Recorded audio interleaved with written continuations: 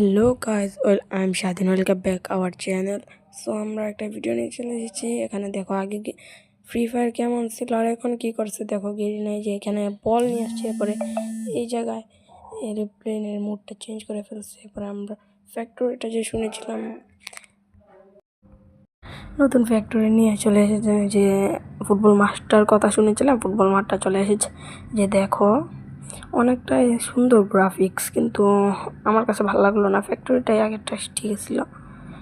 যে দেখো অ্যানিমাল আনতেছে, এই জায়গায় দেখো, এই জায়গায় থাকলে ওই জায়গায় গেলে বলের ওই যে এই জায়গায় বল হওয়া যায়। হুকুমের মতোই অনেকটা, হুকুম যেরকম লুকায় ফেলে বল ওই রকমই লুকায় ফেলে। এই যে এনিমি গ্লুয়াল গ্লুয়াল, এই যে ভাই নেরও মারে কেন ভাই। এরপরে এই যে নক করলা ভাই, আগেরটা থেকে এইটা একটু অন্যরকম নক।